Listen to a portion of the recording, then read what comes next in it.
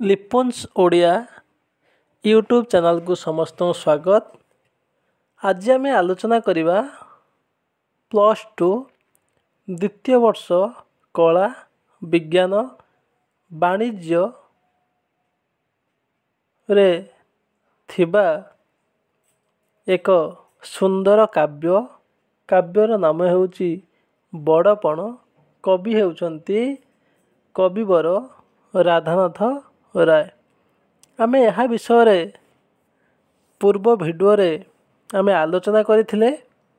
कवि परिचय सहित कवितार मध्य अल्प किछि आलोचना होइथिला। पुणी आम आज जो अवशिष्टांश थिला आज आम ताको आलोचना करिबा। पूर्व क्लास रे जो भिडियोटी हेइथिला जदि आपण माने ताहाकू देखि नाहंती ताहले तळे लिंक दिहाइछि। आपण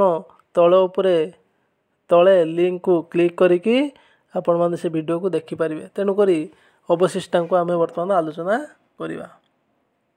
देखंतु आमे देखिथिले पूर्व क्लास रे देशी हुई तुम्भे आचरिल नीति निर्मम विदेशी सर्वशोषी नीति। देशी हुई केउ माने देशी ना आमे माने देशी हुई अर्थात सांप्रतिक समय राजा माने देशी हुई आम्भे माने केउ नीति आचरण करचंती ना विदेशी नीति आचरण करुचंती। निर्मम विदेशी सर्वशोषी नीति आमे समस्त को केमिति शोषण करिनवा सेही नीति सेही प्रथा को आमे माने अनुसरण करूछंती। केउ माने ना कविंक समय राजा माने।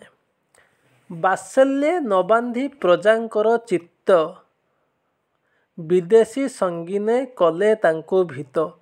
आउ से राजा माने कौन करती ना स्नेह ममता संपर्क रे प्रजा मानकर चित्त को अर्थात प्रजा मानकर मन को भल पाइबा डोरी रे न बांधी विदेशी संगीने कले तांको भीत। बंधुक मुनरे से प्रजा माननको भीत कले। भीत अर्थात भयभीत कराइले। और राजा मानकर कौन हैला ना गंता घर हैला तुमर सर्वस्व सर्वस्व प्रासाद गाभी हस्ती अश्व। गंता घर जोटी रुहे सबू स्टोर रूम जोटी सबू आमर धन संपत्ति रुहे ताकू कौन कले ना राजा माने सर्वस्व हरण करिनेले। आउ कौन नहीं गले ना प्रासाद घर गाभी गाई हस्ती हाथी एवं अश्व घोड़ा जहाँ थिला प्रजा मानकर ताकू सब नहीं गले किए ना राजा माने।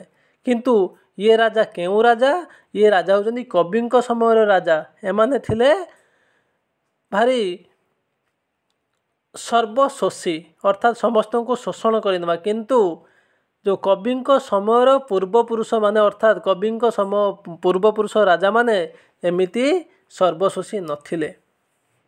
राज धर्म हैला प्रजा धन बुहा। राजा मानकर धर्म कौन हैला ना प्रजा मानकर धन को बोही नेबा। मंत्री हेले खल खंट कान कुआ। मंत्री माने कौन करिवे खाली खल लगेबे। या कथा आनिकी ता पाखर कहबे ता कथा आनिकी या पाखर कहबे। आ कान कुआ मिछ सत मिसेकी कहबे ताल को तिल को ताल करिवे। तंडी दुखी रंक अरखित रांड। ए राजा माने कौन करिवे काहा को तंडीबे ना दुखी लोक माननकु रंक माननकु जो माने खाइबा को पाउनांती अरखित एवं रांड माननकु शोषण करी कौन करिवे ना विदेशी को खुआइले कुकुड़ा अंड। इंग्रेज माननकु कुकुड़ा अंडा खुआइबे अन्य मानक पाखरु शोषण करिवे निजे कौन निजे जहाँ खाइबे खाइबे अन्य माननकु मध्य बड़ बड़ लोक माननकु साहाय्य करिवे बा खाइबा को देबे। किंतु एपटे दुखी माने प्रजा माने शोषणर शिकार होई मध्य खुद कंडा खाइबा को पाउना। तेणु कवि एठार उल्लेख करछे न पाइले दुखी प्रजा खुद कंडा। प्रजा माने खुद कंडा मध्य पाइले नहीं। किंतु विदेशी माने कौन नहीं गले ना नेले घियो अटा सगे छाग मुंडा। अटा नेले घियो भी नेले एवं छेली मुंड मध्य नेइछंती। कांड ज्ञानहीन कांड पृष्ठ हुंडा। एमान होचंती ए राजा मान होचंती विवेक शून्य मनीष। एमानक पाखरे हृदय बोली किछि नाही। एमान होचंती कौन ना साधारण ज्ञान एमान पाखरे ଅଭାବ ଜ୍ଞାନଶୂନ୍ୟ ଅସ୍ତ୍ର ବା ଜ୍ଞାନଶୂନ୍ୟ ମାନଙ୍କ ପାଖରେ ଟିକେ ବି ନାହିଁ। ଅଭୀଷ୍ଟ ଦେବତା କଲ ଲୋଭପ୍ରତ ନଚେତିଲ ଖାଇ ବିପଦର ବ୍ୟତ। ଇଷ୍ଟ ଦେବତାକୁ ମଧ୍ୟ ଏମାନେ ଲୋଭଗ୍ରସ୍ତ କରାଇଲେ। ବିପଦର ଆଗକୁ ବିପଦ ଆସୁଛି ବୋଲି ଭଗବାନ ଚେତେଇଲେ, ଇଷ୍ଟ ଦେବତା ଚେତେଇଲେ ପରେ ମଧ୍ୟ ଏମାନେ ଜାଗ୍ରତ ହେଲେ ନାହିଁ। ସଦା ହୋଇ ପ୍ରାପ ଦ୍ରବ୍ୟାଣୀ ପ୍ରତ୍ୟାଶୀ, ସବୁବେଳେ ଏମାନେ ପାପ କଲେ, ପାପ ଅର୍ଜିତ ଧନକୁ ଶୋଷଣ କଲେ ଓ ପ୍ରଜାମାନଙ୍କ ଇନକମ୍କୁ କେମିତି ଏମାନେ ବା ପ୍ରଜାମାନଙ୍କ ଅର୍ଥକୁ କେମିତି ଏମାନେ ଶୋଷଣ କରିବେ, ସବୁବେଳେ ସେହି କାର୍ଯ୍ୟରେ ଆଶାୟୀ ରହିଲେ ବା ବ୍ୟସ୍ତ ରହିଲେ। ରହି ଥାଅ ଟାକି କରି ଜରିମାନା ଧନେ ପୁରାଇବା ଲାଗି ମାଲଖାନା।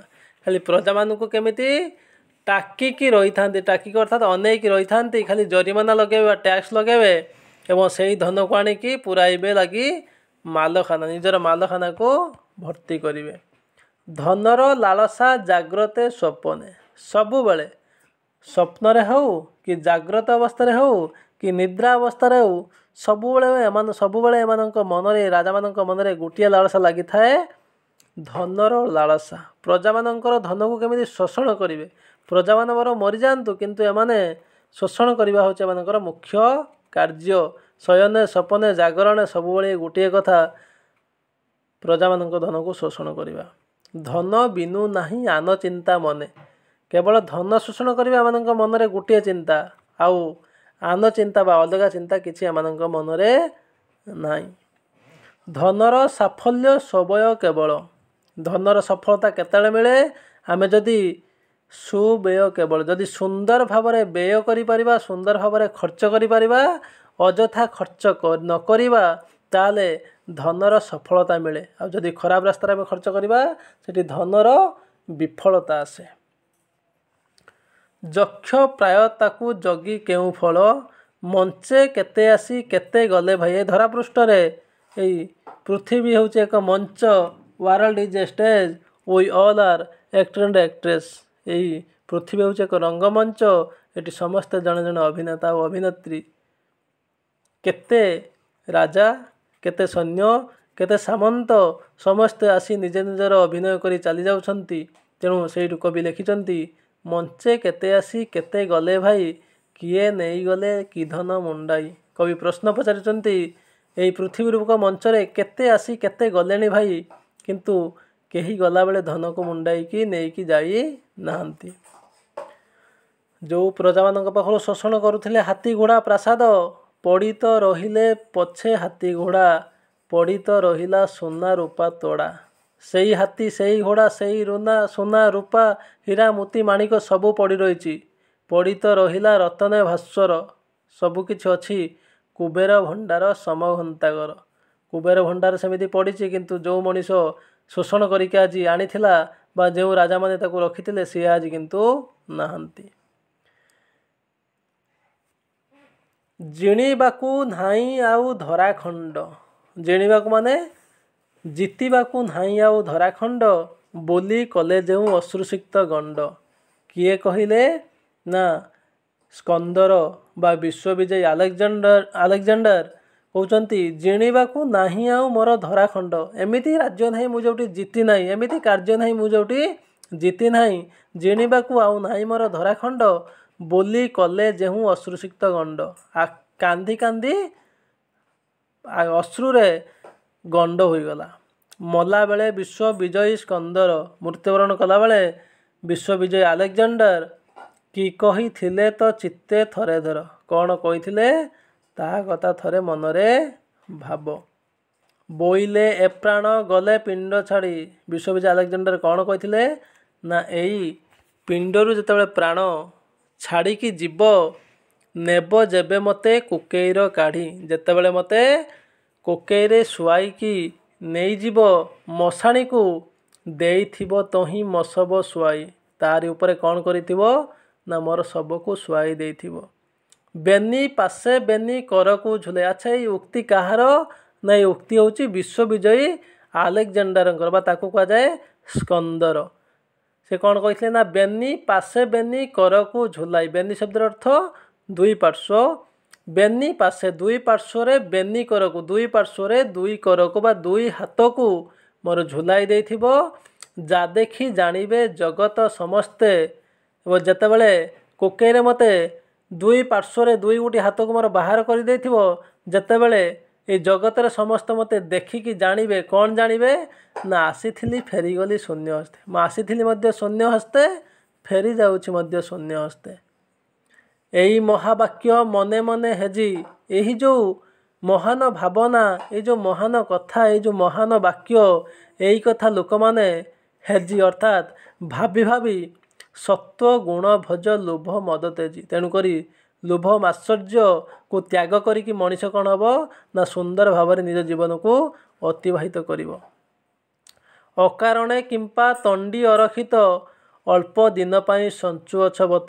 कवि राधानाथ राय कहते अकारणे बिना कारण रे कौन पाई अरखित मानू तंडिकी अल्प दिन पाई संचुअछ वित्त। अर्थात वित्त माने संपत्ति कौन पाई अल्प दिन पाई संचुअछ कारण आमे आसीथिले खाली हस्तरे जीवाको मध्य पड़िबो खाली हस्तरे।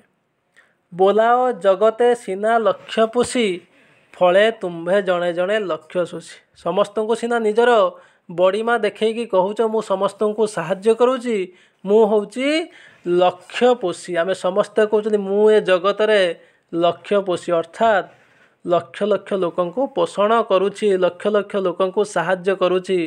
किंतु फले तुम्भे जणे जणे लक्ष्य शोषी। किंतु तमे माने लक्ष्य शोषी नुहे, तमे माने जणे जणे होउच लक्ष्य शोषी। लक्ष लक्ष लोक को शोषण करूच किंतु लक्ष लक्ष लोक को तमे पोषण।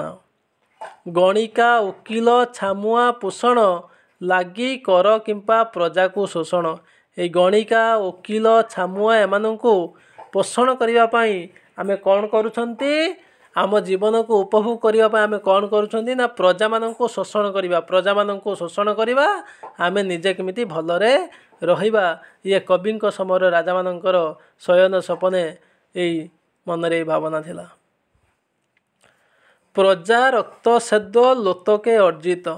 जो प्रजा माने निजर रक्त झाल आखिरे लुह बही जहाँ भी शोषण जहाँ भी अर्जन करुले अभिशप्त राशि राशि पापवित। ताकू जदि आम शोषण करवा कौन हम ना से शोषण आम निश्चय दिने सम्मुखीन हवा हैरान हवा।